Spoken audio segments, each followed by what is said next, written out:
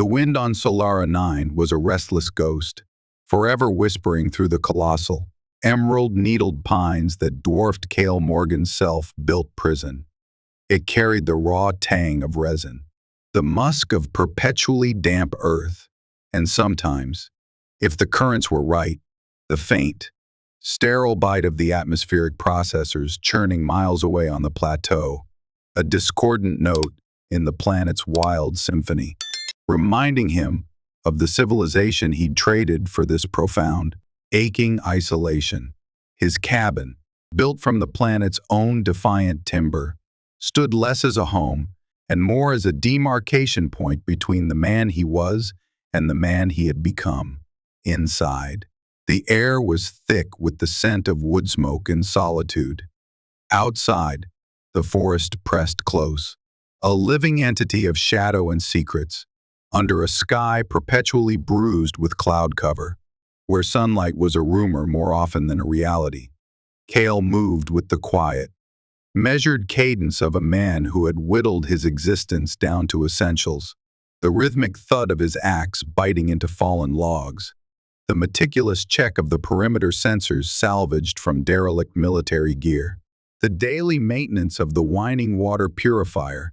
These were the rituals that kept the deeper silence at bay, the one that echoed with the screams and the sudden, horrific void silence of the Icarus. That name was a brand on his soul, a freighter, converted troop transport, ambushed in the Kelvin drift. His command, his failure, pirates, they'd called them. But the ferocity, the coordination, the terrifying efficiency spoke of something else, something colder and more disciplined. He'd followed protocol, maintained formation as ordered by high command, despite his gut-screaming trap, watched helplessly as ships vaporized around him, as escape pods were systematically targeted. He'd survived, pulled from the wreckage more dead than alive, but survival felt like a curse when weighed against the cost. The medals, the commendations, felt like blood money. So he ran, not from the Confederacy, but from the ghosts, trading the star lanes for the deep woods of a forgotten frontier world, seeking a silence profound enough to drown the echoes. Solara 9 offered that silence, raw and unforgiving. One evening, the silence fractured, not with a sound, but with light. A searing, incandescent tear ripped across the bruised twilight canvas of the sky, shedding molten fragments like a dying phoenix. It plunged downwards, north, beyond the jagged spine of the Serpent's Tooth Ridge, leaving behind an unnatural stillness, as if the forest itself held its breath. Kael froze, hand resting on the worn stock of his pulse rifle. Meteorites burned out higher, slower. Orbital decay was a predictable arc. This was wrong. Fast, erratic, controlled until the final. Fiery descent. Vessel. Alien, almost certainly. His past roared up, instinct overriding the carefully cultivated apathy of exile. Identify, assess, report. But the last word stuck in his throat, tasting like ash. Reporting meant the Confederacy descending, boots trampling his fragile peace, scientists dissecting, soldiers securing. It meant the very machine he fled reclaiming him, reclaiming whatever had fallen. And if it was a survivor, another life weighed against protocol. The ghosts of the Icarus whispered warnings. He strapped on his heavy weather gear. The familiar weight of the pulse rifle a cold comfort, the medkit banging against his hip. The forest floor, a treacherous carpet of slick needles, grasping roots, and hidden sinkholes, swallowed his footsteps.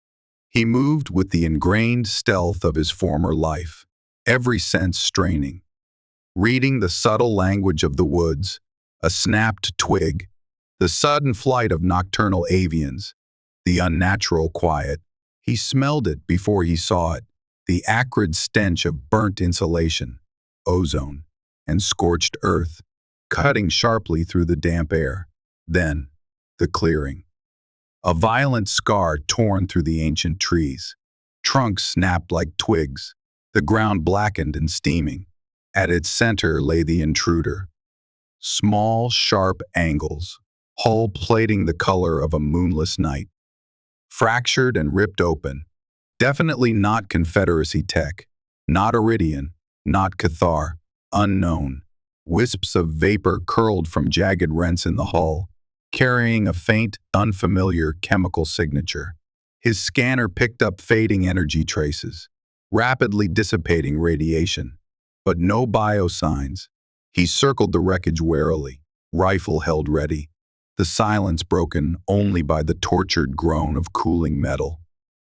The forward section was mostly disintegrated, a testament to the violence of its atmospheric entry. The aft section, though battered, held its shape. A gaping wound in the side offered entry. He hesitated. This was it, the point of no return. Probe the unknown, invite its dangers, or retreat back to the relative safety of his self-imposed oblivion. The silence from the wreck decided him. It felt too final, too empty. He slipped through the tier, the metal edges cold and sharp against his gear. Inside, chaos reigned. Emergency lights flickered sporadically, casting distorted shadows. Control panels were shattered geodes of crystal and wire. The air was thick, tasting metallic. Then, beneath the symphony of destruction, the hiss of escaping gases, the pop of shorting circuits, he heard it, a faint, rhythmic rasp, labored breathing. Or just failing machinery. He moved deeper, using his helmet lamp to cut through the gloom, pushing aside warped panels and trailing conduits. And then he saw it, pinned beneath a heavy, displaced support girder, half hidden in shadow, was a flicker of movement, a glint of something that wasn't metal or debris. He approached slowly, light beam steady. It wasn't machinery, it was alive, roughly the size of a Terran snow leopard cub, but utterly alien. Its coat wasn't fur, but a dense mesh of metallic filaments, flowing like liquid mercury over lean muscle, shimmering from deep bronze to anthracite gray in the shifting light. Two large eyes, wide with pain, and something that looked unnervingly like terrified intelligence, glowed with a soft, internal luminescence, the color of deep amethyst. They tracked his every move. One of its forelimbs was horribly mangled, crushed beneath the immense weight of the girder. Dark, sapphire blue fluid, blood, oozed sluggishly, pooling on the deck plating. It emitted a low, guttural whine, a sound that vibrated with agony and fear, yet held no discernible aggression, no snarl, no bared fangs. Just desperation. Kael's training screamed protocols: contain, neutralize, threat, secure asset, report. But the Icarus screamed louder: compassion, intervention. Don't let another die because of the rule book. He saw himself in those luminous, terrified eyes, trapped, wounded, alone. Reporting this creature meant condemning it to a sterile lab, a cage, dissection tables, the cold curiosity of scientists, and the suspicious scrutiny of military intelligence. It would become another data point in the Confederacy's vast, indifferent machine. He couldn't do it. Not again. Easy, Kael murmured, his voice intentionally low and calm, hoping the tone, if not the words, conveyed reassurance. He slowly holstered his pulse rifle, a deliberate gesture of non-aggression. The creature watched, trembling visibly, its rapid breathing misting in the cold air. It didn't flinch away as he knelt beside it. He examined the trapped limb. The girder was immense, far too heavy to shift manually without causing further, catastrophic injury. Leverage was needed. His eyes scanned the debris-strewn floor, a length of sheared conduit. Thick-walled durasteel. Might work. He wedged it carefully, found a purchase point, and threw his weight against it. muscles straining against the unyielding metal. Slowly, agonizingly, the girder lifted fractionally. The cub cried out, a sharp, piercing sound of agony, but instinctively yanked its mangled leg free. It tried to scramble away, dragging the useless limb, but collapsed after a few feet, emitting a series of low, distressed moans. Kael opened his med kit, the familiar scent of antiseptic and sterile gauze suddenly inadequate. Human medical supplies on an alien physiology. It was a gamble. He could kill it with kindness. But leaving the wound untreated was a death sentence anyway. He uncapped a spray applicator of broad-spectrum cleanser and a tube of rapid clotting synth-derm. Hold still, he whispered, approaching cautiously. This might feel strange. The cub watched him, wary but seemingly resigned. He gently cleaned the wound. The sapphire blood was thick, almost gelatinous, and smelled faintly of ozone. Beneath the metallic fur, the flesh was dense, cool to the touch. The bone structure felt subtly different, stronger, yet more flexible than mammalian norms. The creature shuddered as the antiseptic spray hit the raw tissue, but made no move to bite or claw. He applied the synth-derm, which immediately began to seal the worst of the bleeding. Then carefully wrapped the limb with sterile bandages, fashioning a crude but functional splint from salvaged plastoid sheeting and securing it firmly. The cub seemed to relax fractionally, its rapid breathing evening out slightly.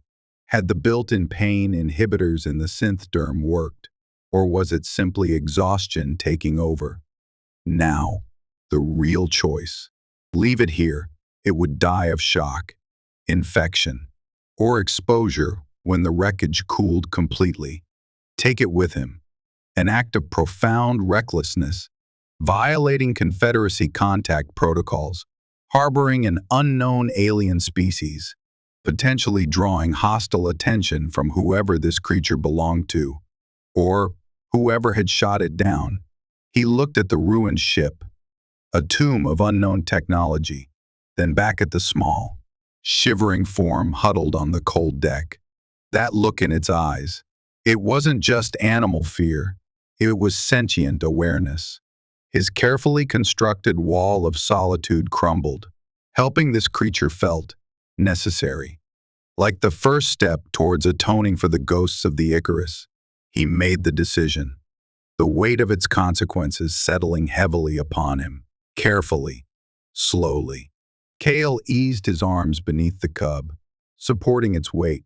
It was surprisingly dense, heavier than its size suggested. It tensed for a heartbeat, then, unexpectedly, pressed its head weakly against his chest, a low, rumbling vibration starting deep within its body. A purr, the sound, so mundane yet utterly alien in this context, sent a jolt of connection through him. He cradled it securely, the metallic fur strangely soft against his gear.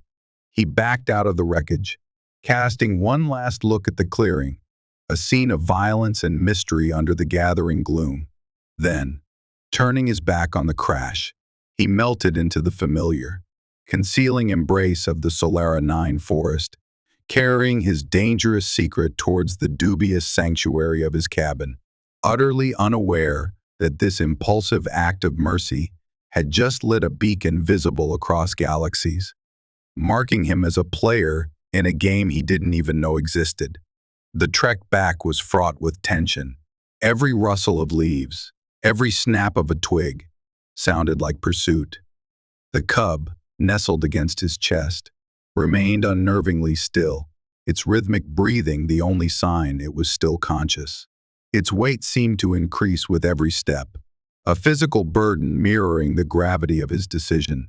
Inside the cabin, the warmth from the wood stove was a welcome shock after the forest's chill. Kael gently laid the creature on a thick, clean blanket he placed near the hearth, the spot usually occupied by his own weary boots. The cub curled into itself, tucking the splinted leg protectively. its luminous amethyst eyes slowly surveying the unfamiliar surroundings, the rough log walls, the flickering firelight painting dancing shadows, the strange, two-legged being who smelled of wood smoke, metal, and something else. Concern. Kael stood back, watching it, the reality sinking in. An alien, wounded, intelligent, hidden in his sanctuary. He had not merely bent the rules, he had shattered them. He prepared a meager meal for himself, nutrient paste and dried fruit, his movements automatic, his mind racing. What did it eat? What if it carried diseases? What if its own kind came looking for it? He offered water in a shallow metal bowl. After a long moment of hesitation, the cub stretched its neck and cautiously lapped at the water, its strange bifurcated tongue surprisingly delicate.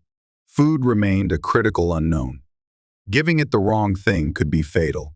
He'd have to wait, observe. He needed a name for it, something less clinical than the creature. He looked at the shimmering, metallic quality of its fur, the way it seemed to shift and flow like starlight on water. "Sarya," he murmured, testing the sound. The cubs pointed, tufted ears swiveled towards him at the name. Its luminous eyes blinked slowly, acknowledging the sound, perhaps even the intent. It felt right. Sarya. Kael settled into his worn synth leather chair, the pulse rifle leaning against the wall nearby, now feeling less like a tool against wildlife and more like woefully inadequate defense against the unknown. Sleep was a luxury he couldn't afford that night.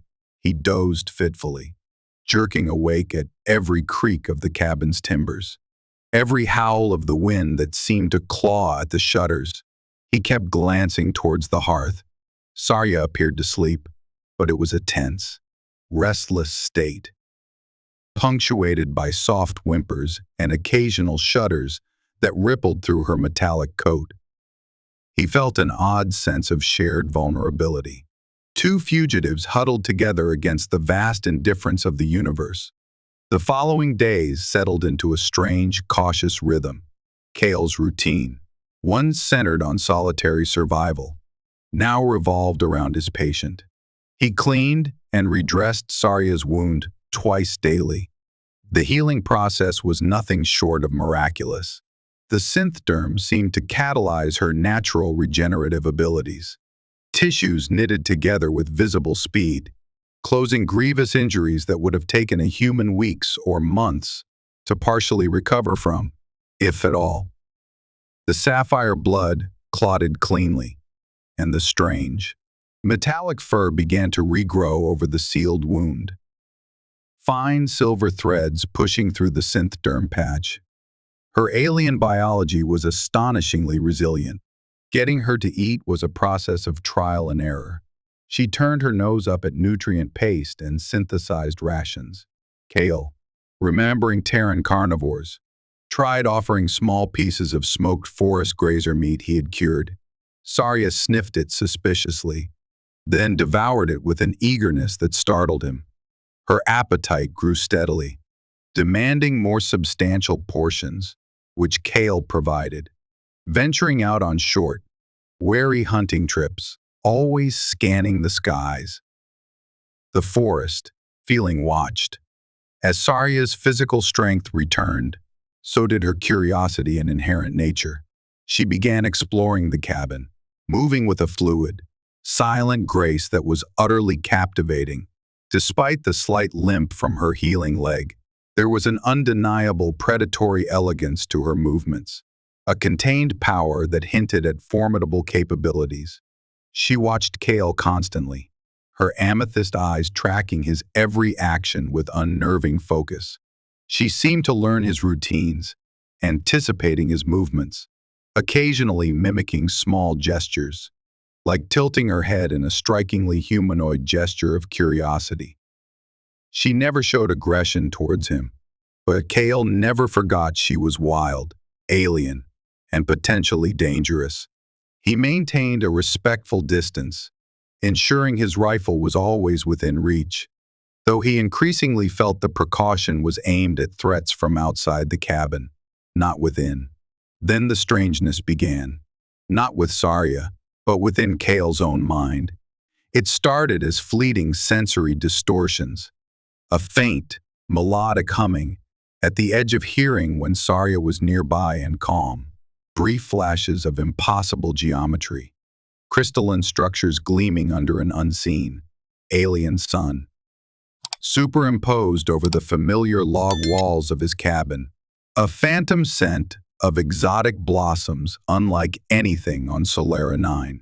He initially blamed fatigue, the stress of his situation, perhaps lingering effects from the energy discharges at the crash site, but the experiences intensified, becoming more coherent, more persistent, especially during the quiet evenings when Saria rested near the fire, her low purring vibration filling the small space, her eyes half closed. He started having vivid dreams unlike any he'd known, dreams of soaring through nebulae, of walking through vast, echoing halls adorned with shimmering banners, of standing before a regal figure, feline yet humanoid, radiating immense power and sorrow, whose eyes held the same deep amethyst glow as Saria's. He felt emotions in these dreams, fierce loyalty, desperate urgency, overwhelming grief, emotions that resonated long after waking, yet felt distinctly other. One rainy afternoon, Kael was meticulously cleaning the intricate components of his pulse rifle, the familiar task a grounding ritual. Saria, who had been watching intently from her blanket, limped over and nudged his hand gently with her head. Her luminous eyes stared directly into his, holding an unusual depth of inquiry. Kael paused, meeting her gaze. The air thickened, the usual barrier between species.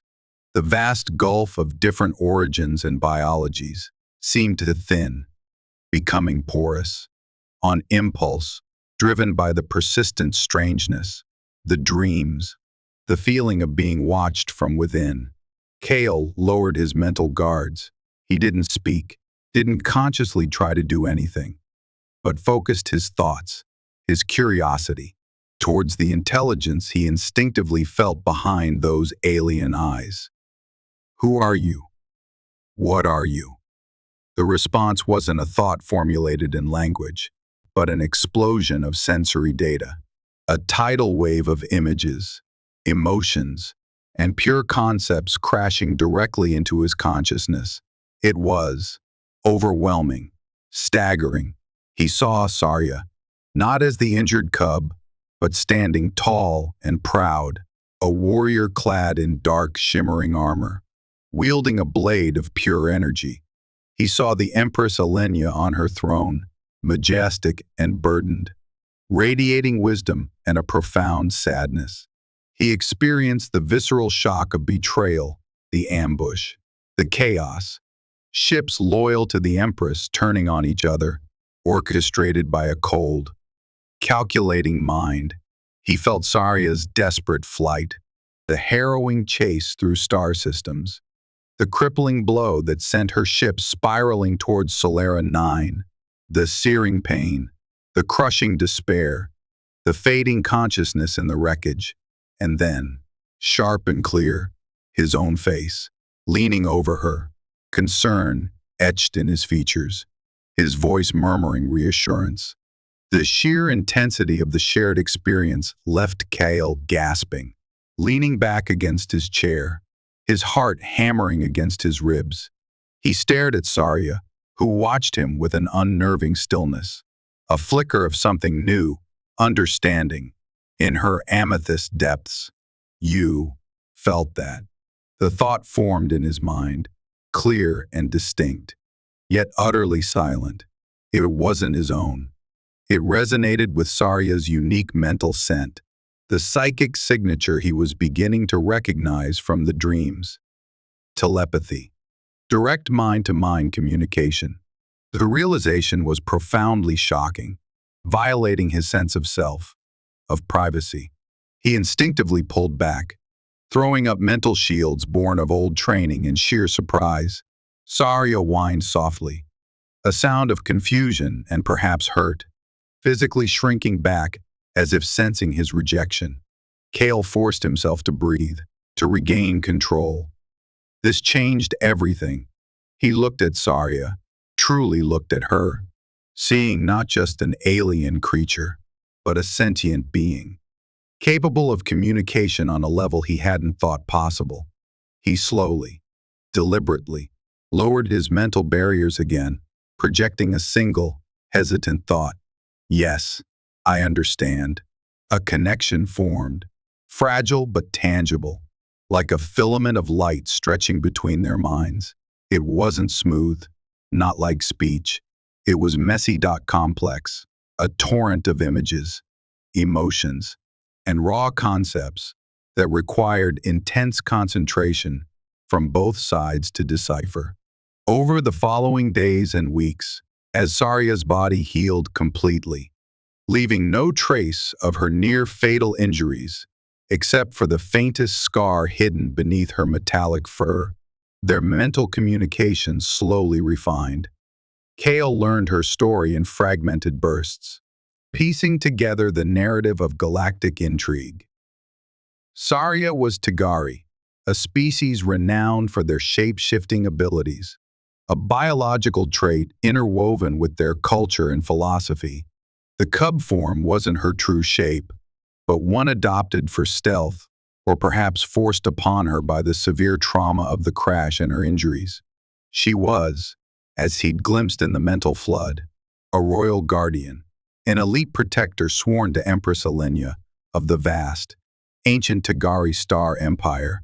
The betrayal was orchestrated by Commander Malrix, a decorated, ambitious military leader within the Tigari hierarchy. Malrix viewed Alenia's focus on diplomacy and interspecies understanding as weakness, a threat to the empire's dominance. He craved power, believing only through aggressive expansion and military might could the Tigari secure their destiny. He had engineered the ambush during a sensitive diplomatic mission, intending to capture or kill the Empress and seize control. Saria, part of Alenia's personal guard, had thwarted the initial capture attempt, getting the Empress away in a shielded escape vessel, but becoming separated in the ensuing chaos. Malrix's forces had relentlessly pursued Saria's damaged scout ship, knowing she carried evidence of his treason, encrypted communications, tactical orders, proof of his conspiracy. Her crash on Solera 9 wasn't an accident. She had been deliberately shot down, intended to be silenced forever in this remote corner of the galaxy. Kael absorbed this information, the scale of it dizzying. His isolated cabin, his sanctuary from a galactic conflict he'd survived, had inadvertently become the focal point of another. He wasn't just harboring an alien, he was sheltering a key witness and fugitive in an interstellar coup attempt. The telepathic connection seemed to accelerate Saria's final stages of recovery. It was more than just communication. It felt like a conduit, energy flowing alongside information. Kael felt stronger, more alert when linked with her, while Saria seemed to draw resilience and focus from his own steady mind. Her physical form began to subtly shift, becoming larger, sleeker, the promise of her true shape stirring beneath the metallic coat. The full transformation happened abruptly one evening. A palpable energy filled the cabin, the air crackling almost audibly. Saria stood near the center of the room, her metallic fur beginning to ripple, then glow, coalescing into a blinding sheath of silver-white light. Kael watched, transfixed, unable to move or look away. Rifle forgotten in his lap, her form blurred within the light, stretching, elongating, bones reshaping with soft, clicking sounds, muscles flowing like liquid metal beneath the radiant surface. The light pulsed, then slowly receded, like a dying star. Where the shimmering cub had stood, now stood a being utterly transformed. Saria. She was tall, nearly Kael's height, with a lean, powerful build that spoke of barely contained strength and agility. Her skin possessed a faint, pearlescent undertone, hinting at her unique biology. Her features were a striking blend of feline grace and humanoid intelligence: high cheekbones, a proud, straight nose, slightly pointed ears that twitched, capturing the cabin's subtle sounds. Her hair was short, the color of obsidian, seeming to drink the firelight, and her eyes, they remained the same mesmerizing, luminous amethyst, now set within a face capable of expressing a vast range of complex emotions. She was clad in simple, dark gray, form-fitting attire that seemed to have materialized with her body, likely an extension of her shape-shifting ability. She turned those incredible eyes towards Kael, a universe of gratitude, shared secrets, and nascent trust shining within them. "Kael," she said. Her voice was real, audible, a low, resonant contralto with a faint, pleasing accent, the language learned not by ear, but directly from the pathways of his mind. "You saved me. Thank you." The sound of her spoken voice, after weeks of silent communication, cemented the reality of their situation, the depth of their connection, and the immensity of the danger they now shared. The fugitive guardian was whole again, but her enemies were still out there, and now they had Kael Morgan squarely in their sights too. The shift from purely mental communication to spoken words added a new layer to their dynamic, yet the underlying telepathic bond remained, a constant, silent current beneath the surface of their interactions. It fostered an intimacy Kael found both unnerving and deeply compelling. He found himself opening up, sharing the raw details of the Icarus incident, the faces of the dead that haunted his sleep, the crushing weight of command responsibility that had driven him into exile. Saria listened without judgment, her empathy a tangible presence through the bond, offering a silent understanding that eased burdens he hadn't realized he still carried so heavily. In return, she shared more about the Tigari, their complex societal structure, the nuances of their shape-shifting abilities tied to lineage and discipline, the deep philosophical currents underpinning their civilization, the profound sense of duty that defined her existence as a guardian. Their bond wasn't just informational or empathetic, it was becoming synergistic. When Kael worked on repairing his aging equipment, he sometimes found solutions popping into his head, insights into unfamiliar tech gleaned from Saria's passive knowledge. When Saria mediated, focusing her Tigari senses, Kael occasionally perceived faint energy signatures or distant sounds relayed through her awareness. It was exhilarating and terrifying. This connection, unprecedented between their species, felt powerful, potentially offering unique advantages. But it also created an absolute vulnerability. If one was found, the other was exposed. If one was hurt, the other felt the echo of pain. Kael realized their link might be the very thing that had accelerated Saria's transformation, a feedback loop of shared energy and consciousness. It also felt like it was evolving into something deeper than alliance or friendship, an emotional resonance that was both profound and profoundly dangerous, given their circumstances. The illusion of safety, thin as it was, evaporated like mist under a sudden sun. Kael's salvaged long-range sensors, constantly sweeping the orbital approaches, shrieked a high-priority alert, not the familiar signature of a Confederacy patrol or a tramp freighter. This was stealth-cloaked, high-velocity atmospheric insertion, trajectory pinpoint accurate towards his hidden valley. The energy profile, though masked, pulsed with faint echoes of the technology in Saria's wrecked scout. Tigari, Saria sent, the thought sharp with alarm, instantly beside him. Her eyes fixed on the tactical display Kael had jury-rigged. "They've found us." Her voice was tight, controlled, but Kael felt the surge of adrenaline through their link. Malrix wouldn't risk sending a fleet into Confederacy, claimed space, even a remote sector like this. It will be a specialist. Hunter-killer. How? Kael demanded, already moving, grabbing his rifle, checking its charge level. Did the wreck emit a homing signal? Did Malrix have spies within the Confederacy monitoring deep space anomalies? It doesn't matter now, Saria said. Her focus, absolute. Signature analysis suggests a single vessel, Praetorian Guard-class interceptor, fast, heavily armed, likely carrying one operative. Her expression became grim. My people are relentless trackers. If Malrix sent one of the Guard, she trailed off, but Kael felt the name surface in her mind, Vexa. A flicker of pain, respect, and dread accompanied it. My former mentor, unswervingly loyal to the throne, which means she currently believes she serves the throne by hunting me down as a traitor.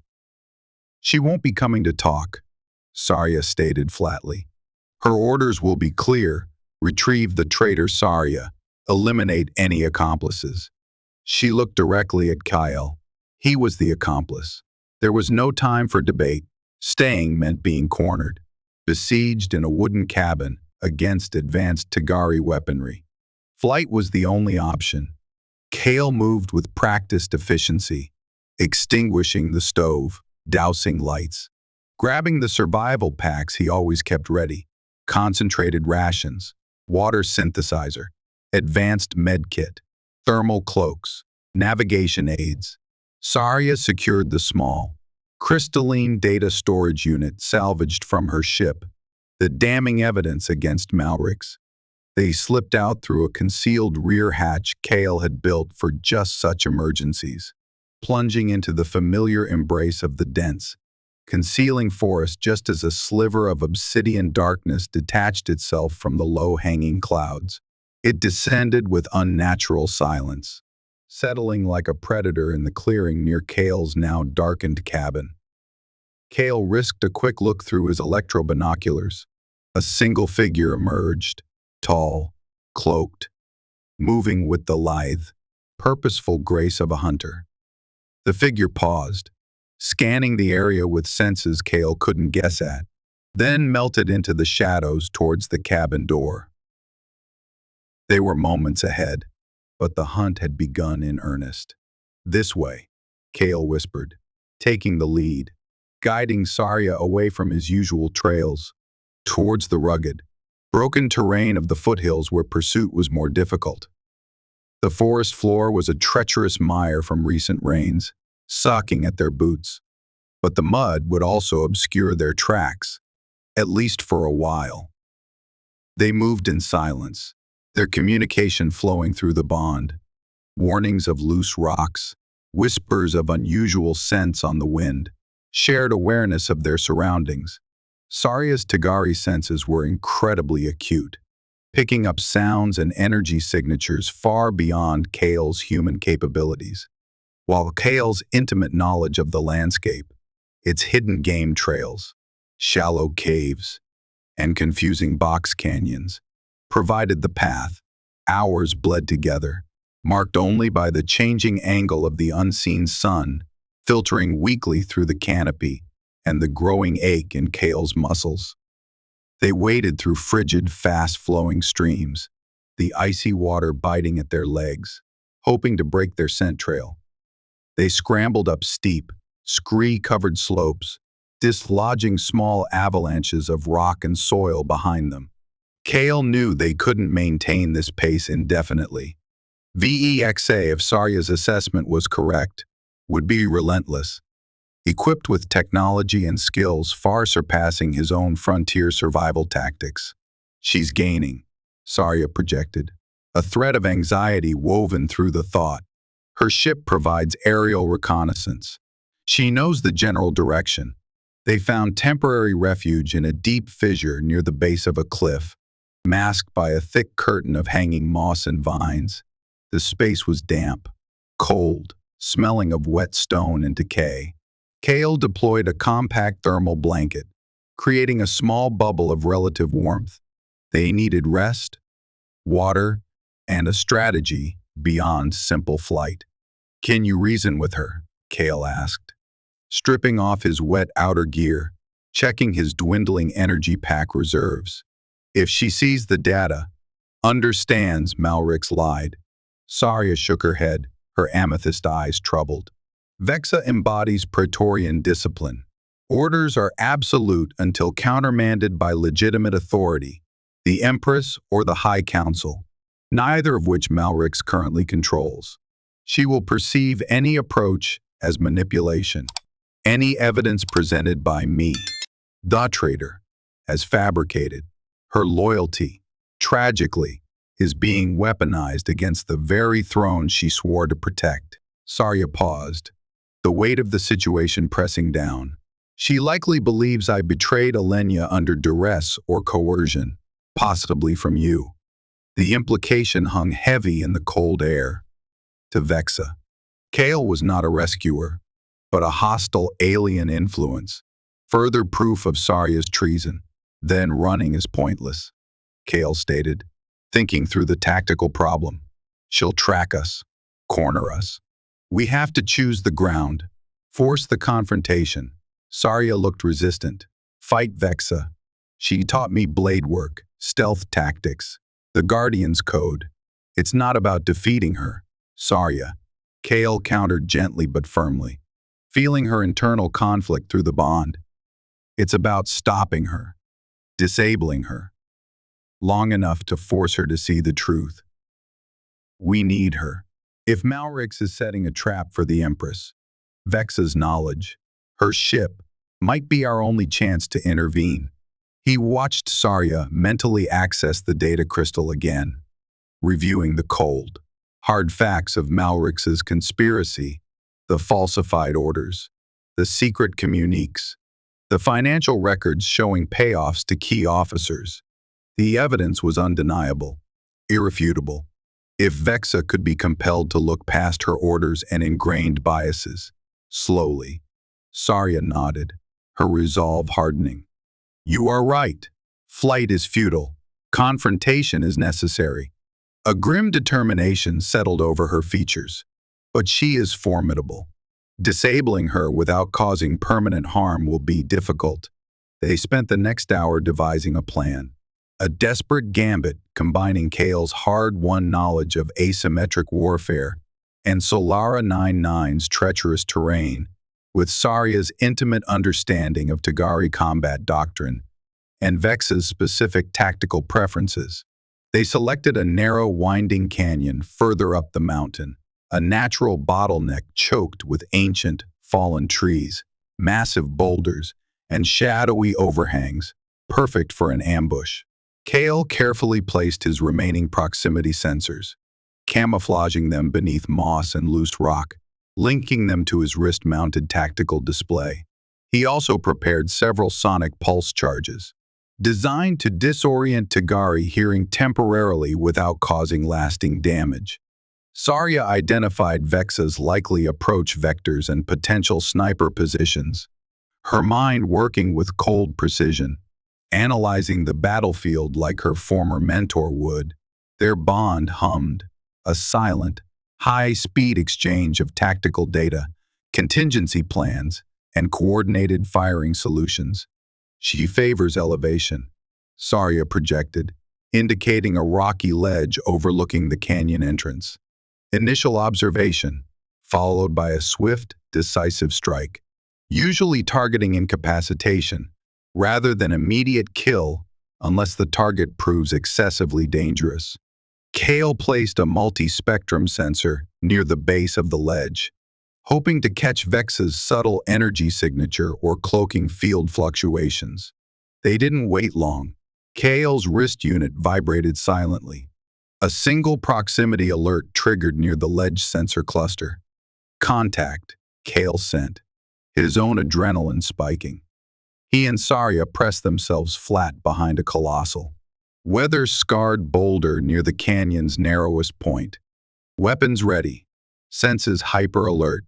Seconds later, a flicker of distorted air resolved into a figure dropping soundlessly from the ledge into the canyon. Mouth, landing with the barest crunch of gravel. VEXA, clad in sleek, black Tigari combat armor that seemed to absorb the dim light. She moved with predatory fluidity, her head scanning, pointed ears twitching. She carried a compact, lethal-looking energy rifle, her emerald eyes sharp and focused. Sweeping the canyon for any sign of her quarry, she paused, sensing something, a trap, a disturbance in the air currents. The faint energy residue from Kael's sensors. It was too late. Kael triggered the primary sonic charge. A wave of focused, high-frequency sound erupted, contained within the canyon walls. Vexa cried out, staggering, dropping her rifle as her hands flew to her helmeted ears. Her advanced senses overloaded. In that instant of disorientation, Sarya exploded from cover, not attacking, but flanking, drawing Vexa's compromised attention, a shimmering energy blade appearing in her hand. Simultaneously, Kael fired a carefully aimed, low-power stun burst from his pulse rifle, not at Vexa herself, but striking the energy rifle she'd dropped, sending it skittering away into the shadows. Vexa recovered with astonishing speed, the sonic effect fading rapidly. She ignored the lost rifle, drawing a curved vibro knife, her emerald eyes blazing with righteous fury as she locked onto Sarya. Traitorous whelp, she snarled, lunging, completely ignoring Kael for the moment. Her entire being focused on the pupil who had supposedly betrayed everything they stood for. The two Tigari met in a breathtaking, deadly dance. Their movements were a blur of black armor and shimmering energy, parries, dodges, strikes too fast for Kael's human eyes to fully track.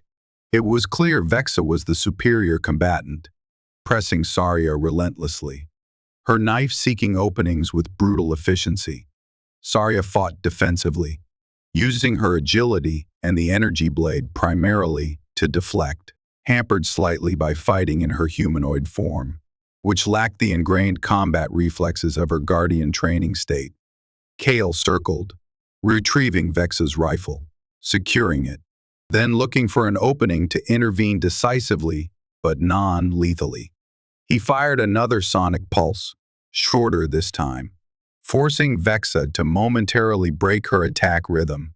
The crystal. Now, Kael projected urgently. Sarya understood. Feinting left, she then launched herself forward, not an attack, but rolling beneath Vexa's guard, coming up inside her reach. Instead of striking with the blade, she slammed the data crystal she held concealed in her other hand against the side of Vexa's helmet, directly over the neural interface port Tigari technology utilized. Vexa roared, stumbling back, swatting at her head as if stung, the vibro knife momentarily forgotten. The data crystal pulsed with light as it forcibly bypassed security protocols, dumping its contents, the raw, unredacted proof of Malrix's treason, directly into Vexa's neural network. Sarya didn't press the attack.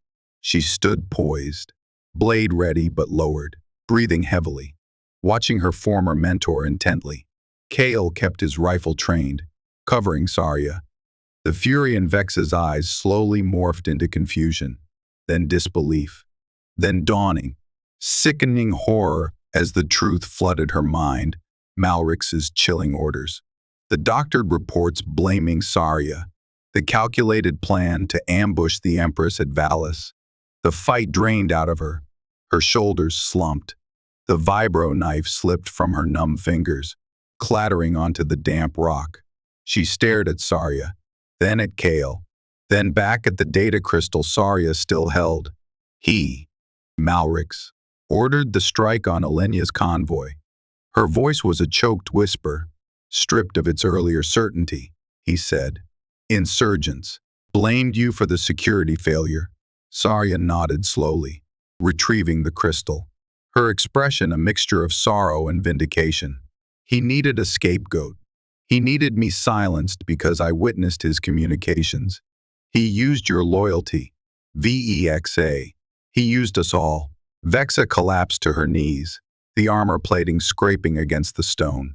The full weight of her actions, hunting her own student, nearly killing her, aiding the true traitor, crushing her. Tears, startlingly bright against her pearlescent skin, welled in her emerald eyes. By the first stars. "What have I done?" Kael lowered his rifle slightly, cautiously approaching. He offered a hand. "You were deceived. Malrix played on your honor, but it's not too late to fix it. The Empress is still in danger." Vexa looked up, seeing not a hostile alien, but an ally. She saw the forgiveness in Saria's eyes.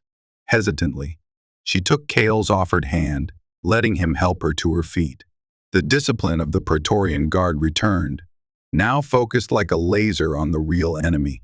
"The Empress," Vexa said, her voice regaining its edge, now laced with icy fury directed solely at Malrix. Her ship, the Regal Claw, was diverted. Malrix used falsified threat assessments to reroute her security council away from her planned route. She's heading towards the Valis outpost in the Azure Nebula. He's convinced the council it's a secure fallback point for an emergency summit. Saria stiffened, alarm flaring through the bond. Valis. It's an old relay station, minimal strategic value, easily isolated. It's a kill box. The realization struck Kael with cold certainty. Malrix controls the Valis garrison. Vexa confirmed, her face grim. Troops loyal to him. Transferred there under secret orders weeks ago. He intends to capture Empress Alenia, force her abdication under duress, then likely arrange an accident. We have to reach her before she enters the system.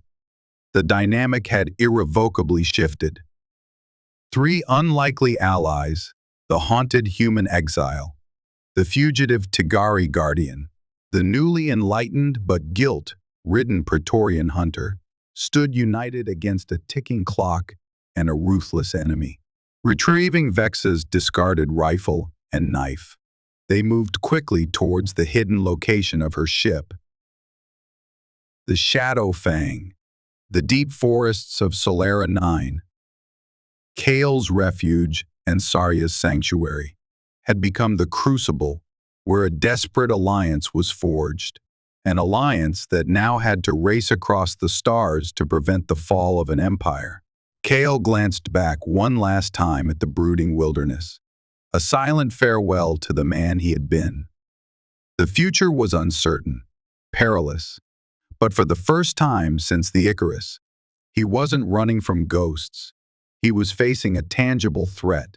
With allies at his side, the Shadow Fang lived up to its name, a blade of obsidian cutting through the void, its stealth systems rendering it virtually invisible to conventional sensors. Inside, the cockpit glowed with the cool, ethereal light of Tigari holographic interfaces, displaying complex astrogation charts and energy readings. Vexa piloted with grim precision, pushing the ship's advanced gravitic drive to speeds that pressed them deep into the acceleration couches. The Azure Nebula, their destination, was several days away at maximum warp, days during which Empress Alenia unknowingly flew deeper into Malrix's elaborate trap. Saria, patched into the ship's sophisticated communications suite, worked relentlessly, attempting to penetrate the layers of military-grade encryption, jamming all channels to the Regal Claw. Frequency after frequency was met with dead air or sophisticated counter-intrusion algorithms. "Malrix has locked down everything," she reported, frustration evident in her voice and posture. He anticipated attempts to warn her, Standard Fleet Command encryptions, layered with his own private overrides. I can't get through. Vexa nodded, her eyes fixed on the swirling star patterns ahead. He's isolating her completely. Textbook decapitation strike preparation. Kael, initially feeling like a passenger amidst the advanced alien technology, forced himself to focus on his own expertise, tactics, logistics, understanding the enemy. Valis outpost, he repeated, calling up the schematic Vexa had accessed earlier. It hovered in the air between them, a ghostly blueprint of their target, reinforced. You said, what are we realistically facing? Vexa manipulated the display, highlighting potential strong points. Malrix wouldn't rely on the standard station crew. He'll have inserted his own loyalists, likely a company of his personal shock troops, veterans of fringe conflicts, fanatically loyal to him. Expect heavy energy weapons, deployed shield emitters at key junctions, restricted access protocols on all levels. The station itself is old architecture, built into the asteroid, durable, easily defensible choke points, but potentially vulnerable power conduits and environmental systems if we can access the service levels. Saria traced a finger through the holographic ductwork. The primary comms array and the station command center are deep within the core, maximum security. But the environmental control hub is more accessible, routed through older maintenance shafts. Sabotaging primary life support or gravity plating would cause chaos, disrupt their control. A diversion. Kael agreed. Draw their attention while another team goes for comms or tries to disable weapon systems targeting the docking bays. We are the other team, Vexa stated flatly. There are only 3 of us. The stark reality hung in the air. 3 individuals against a fortified outpost held by elite enemy soldiers. The odds were suicidal. Yet, the alternative, letting the Empress fall into Malrix's hands, was unthinkable. They spent the remaining transit time in intense preparation. Vexa calibrated her ship's sensors for penetrating scans of the outpost as they approached, searching for weaknesses, structural anomalies, unguarded access points. Saria delved into the station's older network architecture schematics, looking for backdoors or vulnerabilities Malrix might have overlooked in his focus on military security. Kael field stripped and reassembled his pulse rifle and sidearm, the familiar actions a meditative focus. He also reviewed Tigari combat gear Vexa had on board, familiarizing himself with the operation of their energy grenades and personal shield emitters. He might be human, but he wouldn't be dead weight. The bond between Kael and Saria deepened further in the close confines of the Shadow Fang. Shared purpose, shared danger, and the constant, silent flow of thoughts and emotions forged a connection stronger than any physical chain. Kael felt Saria's anxiety for her Empress, her lingering guilt over Vexa's initial pursuit, and her unwavering resolve. Saria, in turn, felt Kael's steady determination, the bedrock of tactical calm beneath his haunted exterior, and a growing, protective warmth directed towards her that transcended duty or alliance. It was a silent conversation that continued even when they spoke of tactics or rested.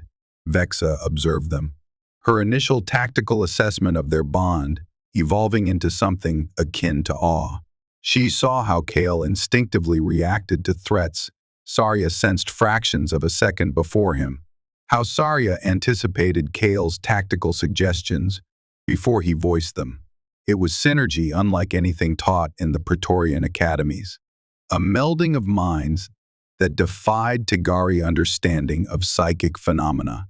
It made her wonder about the future, about the potential interactions between their species, if they survived the coming hours.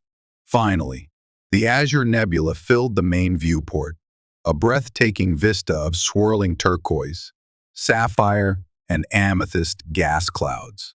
punctuated by the fierce light of newborn stars. It was beautiful and deadly. The dense nebula provided cover, but also played havoc with sensors and navigation. Vexa skillfully piloted the Shadow Fang through treacherous gravimetric currents and pockets of intense radiation, relying on Sarya's enhanced senses. Relayed through the bond to Kael, who translated for VEXA, to navigate the final approach. They dropped out of warp drive on the nebula's edge, engaging full stealth systems. Valis outpost materialized from the iridescent haze, clinging to its asteroid host like a malignant growth. Vexa's enhanced scans confirmed their fears. Multiple patrol drones, active weapons batteries tracking incoming vectors, encrypted military chatter, heavy shield signatures around the primary docking bays. Direct docking is impossible, Vexa confirmed, maneuvering the ship behind a large, rogue asteroid fragment.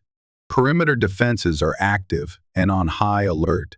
They're expecting the Regal Claw, but they're ready for trouble. Sarya pointed to a barely visible thermal signature on the lower quadrant of the station schematic. Auxiliary coolant outflow port. Section 7 Gamma. Old system. Likely minimal sensors. Connects to the lower maintenance levels. Kael studied it. Tight fit. Requires a low-altitude approach and EVA insertion. High risk of detection during the approach, but it bypasses the main security layers. Vexa nodded curtly. It's our only viable option. Prepare for EVA.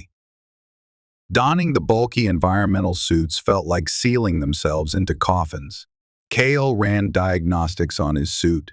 The hiss of oxygen a stark contrast to the silence of space pressing in outside the hull. Vexa checked her Tigari energy carbine and disruption charges. Sarya carried only her energy blade, relying on her innate abilities and the protective shields she could manifest, leaving the Shadow Fang on an automated evasion pattern, programmed to relay sensor data and provide support fire if feasible. They exited the airlock into the stunning, silent void. Tether lines secured them briefly before magnetic clamps released, and low-power suit thrusters propelled them across the gap towards the looming station. The scale of Valis was intimidating up close, its metallic surface scarred and pitted, lights gleaming from viewports like watchful eyes. They flew low, hugging the asteroid's contours, using its irregular shape to mask their approach from the station's main sensor arrays. Reaching the designated outflow port, Vexa made quick work of the outer grating with a focused plasma cutter. The opening was barely wide enough for them to squeeze through one at a time, entering a dark, narrow, freezing cold coolant pipe. Inside, they retracted their helmets, the station's faint artificial gravity pulling at them. The air tasting stale and metallic, they were in. The maintenance ducts were a labyrinth of pipes, conduits, and crawl spaces, dimly lit by emergency strips, vibrating with the station's deep mechanical heartbeat. They moved slowly, cautiously, Kael relying on his motion tracker and thermal imaging. Sarya using her Tigari senses to detect patrols and active sensor grids. Vexa using compact devices to bypass internal security checkpoints. Communication flowed silently through the bond, Kael acting as the bridge between the two Tigari. Patrol, 3 signatures, heavy armor, approaching intersection, Delta 9. Sarya warned. They flattened themselves into a grimy alcove behind humming machinery as 3 of Malrix's shock troopers marched past, their faces grim, weapons held ready. The tension was palpable. One wrong move, one detected sound, and their infiltration was over. Their plan remained twofold. Vexa would proceed towards the environmental control hub to initiate sabotage, creating a major diversion. Kael and Sarya would attempt the far more dangerous route towards the central comms array to disable the jamming signal and broadcast the evidence against Malrix, ideally reaching the regal claw before it was fully trapped. They reached a major junction leading towards the station core. Laser grids crisscrossed the corridor.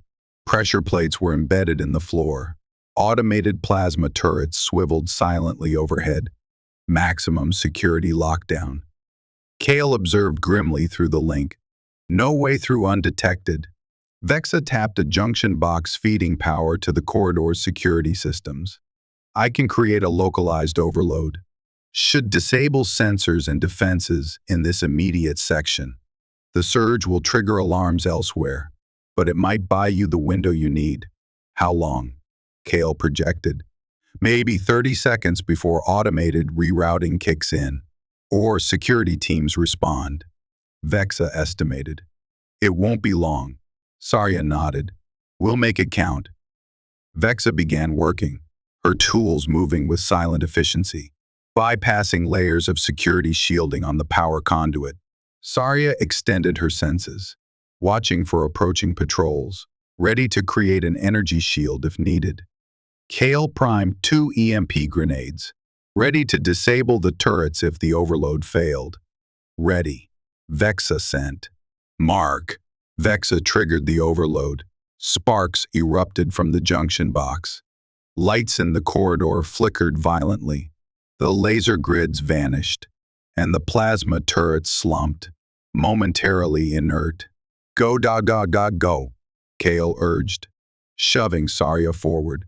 They sprinted across the treacherous corridor, boots pounding on the metal deck plating, ignoring the distant wail of alarms starting up elsewhere in the station. They reached the heavily armored door to the comm center, just as the lights stabilized and the turrets began to whine back to life. Saria slammed her palm against the access panel, pouring raw energy into the mechanism, overriding the complex locking sequences with brute psychic force. The thick door hissed open. Inside, the comm center buzzed with activity. 5 technicians looked up, shock registering on their faces, reaching for alarms or sidearms. Kael didn't hesitate, unleashing a wide arc stun pulse from his rifle. The technicians crumpled, unconscious. While Kael secured the room and checked the prisoners, Saria raced to the master console, interfacing directly with the Tigari system, her fingers flying across the holographic controls. Searching for the master jamming signal controls. External comms alert, Kael reported, monitoring a security feed display. Multiple squads converging on our position. ETA 90 seconds. Empress's ship is making its final approach, Saria added, her mental voice tight with urgency, requesting final docking clearance. Explosions rocked the corridor outside. Heavy weapons fire began to hammer against the armored door. Found the primary jamming matrix, Saria exclaimed. Complex protocols. Malrix layered it deep. The door groaned under the assault, metal beginning to buckle inwards. No time to disable it fully, Kael yelled over the din, taking cover near the doorway, firing targeted bursts through the widening cracks. Broadcast the crystal data. Override their comms. Target the Empress's bridge directly. Saria shifted her focus, plugging the data crystal into the console, rerouting main transmitter power, focusing a tight beam transmission aimed squarely at the incoming regal claw. Uploading now, piercing their frequency locks. Got it. Just as the upload confirmation flashed, a shaped plasma charge detonated against the door, blasting it inwards in a shower of molten metal. Malrix's elite shock troopers stormed through the breach, laying down a hail of plasma fire. Kael and Saria met the charge, Kael providing suppressing fire. Saria a whirlwind of motion, her energy blade deflecting shots, her shields flaring as she disabled attackers with precise energy bursts, their movements perfectly synchronized by the bond. Stray shots ricocheted wildly around the room. Then, the assault paused. Commander Malrix himself stepped through the ruined doorway, flanked by his personal guard, radiating cold authority. His ornate armor gleamed. His pale blue eyes surveyed the scene, the downed technicians, the destroyed door, the defiant guardian, and her human accomplice. He offered a slow, contemptuous smile. Guardian Saria, persistently troublesome, and the human accessory. He barely glanced at Kael. Did you truly think you could succeed? It's over, Malrix, Saria retorted, blade held steady, though Kael could feel the drain on her energy reserves. The Empress knows. We broadcast the evidence. Malrix laughed, a harsh, grating sound. Naive child. A simple, localized damping field initiated the moment your unauthorized transmission began. Your pathetic signal barely reached the docking bay. The Empress is blind, deaf, and walking directly into my hands. He gestured to a large view screen, which now showed the majestic regal claw securely clamped to the station's primary docking umbilical. Checkmate. Your ambition will destroy the Empire, Saria cried. My ambition will save it from Alenia's weakness. Malrix snapped, his composure cracking. This alliance with lesser species, this focus on peace, it is decay. The Tigari were meant to rule. He locked eyes with Kael. And you, alien filth, will provide valuable insights into interspecies manipulation before you expire. He raised his hand. Finish them. The firefight exploded with renewed intensity. Kael and Saria fought desperately, back to back, a whirlwind of human tactics and Tigari power fused by their unique bond. Kael took down 2 guards with precise headshots, ducking behind a console as plasma fire chewed through its surface. Saria lunged, disabling another with a burst of energy, her shield absorbing multiple hits. They were skilled, they were synchronized, but they were hopelessly outnumbered. A searing pain erupted in Kael's leg as a plasma bolt burned through his armor. He stumbled, crying out. Saria spun, shielding him, driving the attackers back momentarily. But the momentary lapse allowed another guard to flank her. Kael, ignoring the fire in his leg, managed to bring his rifle up and stun the flanking guard just before he fired. We can't hold them, Kael sent, pain clouding his thoughts. Suddenly, a deafening explosion ripped through the opposite side of the comms center. Not Malrix's forces. Through the smoke and flying debris, Vexa emerged, leading a small, heavily armed contingent of Tigari soldiers. But these wore the silver and amethyst of the Empress's royal guard. Vexa had succeeded in her sabotage, creating chaos, and somehow linked up with loyalist forces, or perhaps even boarders from the Regal Claw, who had realized the trap. Malrix, Vexa roared, her carbine blazing, cutting down several of Malrix's stunned guards. Your treason ends now! The comms center became a 3-way battlefield. Malrix's troops, caught between Saria Kael and Vexa's reinforcements, fought with cornered desperation. Malrix himself engaged VEXA energy staff against carbine fire, their personal duel a furious storm at the heart of the chaos. Just as Malrix seemed poised to overpower VEXA, another figure appeared calmly through the breach Vexa had created. Empress Alenia, flanked by 2 imposing royal guards. She surveyed the scene, her regal presence instantly commanding attention, her amethyst eyes radiating disappointment and cold fury as they settled on Malrix.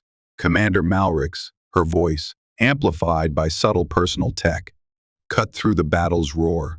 Your schemes are exposed. Your forces are contained. Surrender.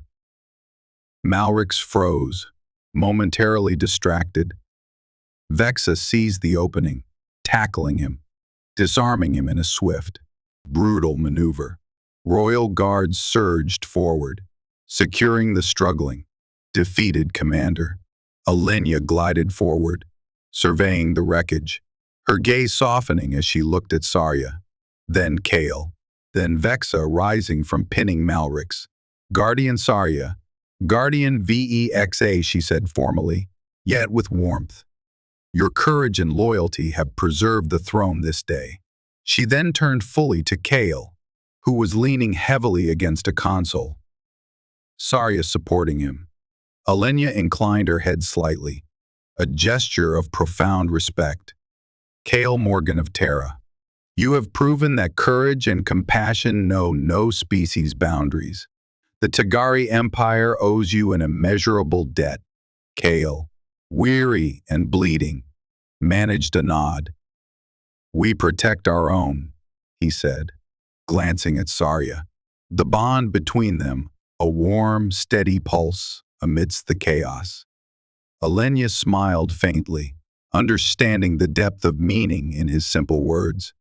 Indeed, perhaps, she mused, looking between the human and the Tigari guardian, a new definition of our own is dawning. The battle for Valis was over, but the future it heralded was just beginning.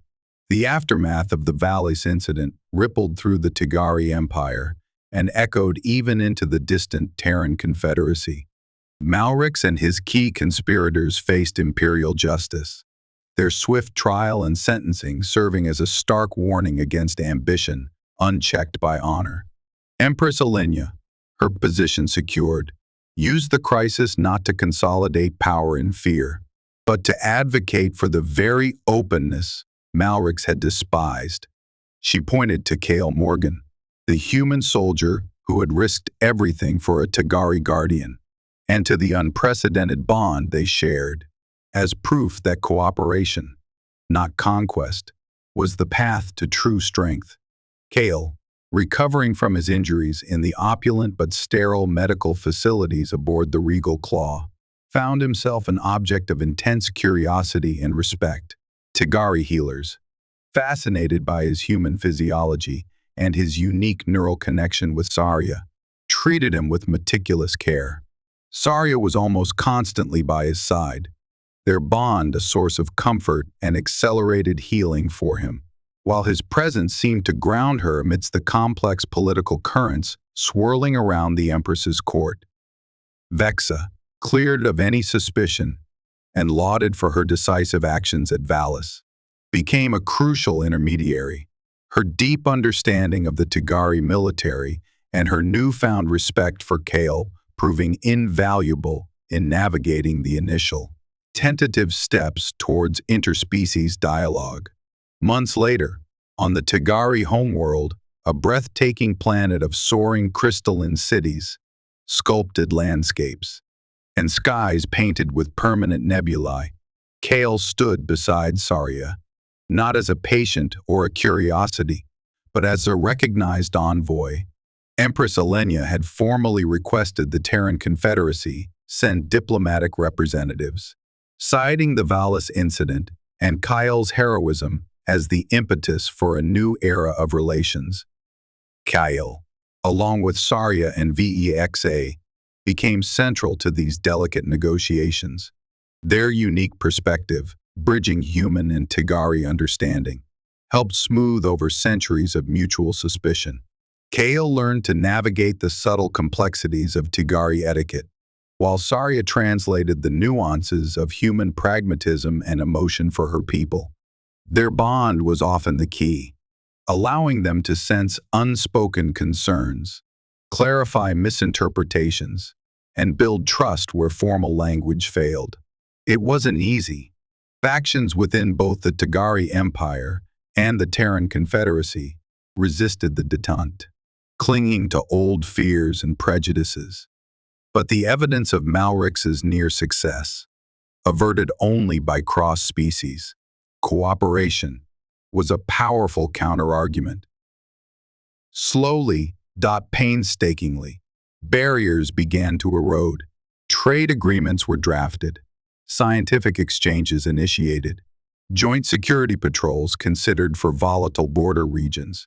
Kael was officially discharged from the Terran Confederacy Marine Corps with honors, his past actions reviewed in light of his current role. He was offered positions within the Confederacy's diplomatic corps, but he chose to remain within the Tigari Empire, formally accepting Empress Alena's offer of the title of honorary guardian. He stood with Saria, recognized not just as her partner, but as a sworn protector of the Empress and the ideals of cooperation they now represented. His cabin on Solara 9 remained untouched, a relic of a past life, preserved by imperial decree as the place where a new future began. He never returned. His exile was over, replaced by a life of purpose, challenge, and profound connection. Standing on a balcony overlooking the shimmering Tigari capital, the alien constellations wheeling overhead, Saria leaned against him, their hands clasped, the silent language of their bond flowing between them. Shared thoughts, mingled emotions, a quiet certainty of belonging. It was a love story written across the stars, a testament to the fact that even in the vast, often indifferent universe, compassion could bridge any divide, and courage could forge alliances stronger than steel. The lonely soldier had found his peace, not in isolation, but in the heart of an alien empire, bound to a guardian, helping to build a future neither of their species could have achieved alone. It was more than a happy ending. It was a vibrant, hopeful, continuing beginning.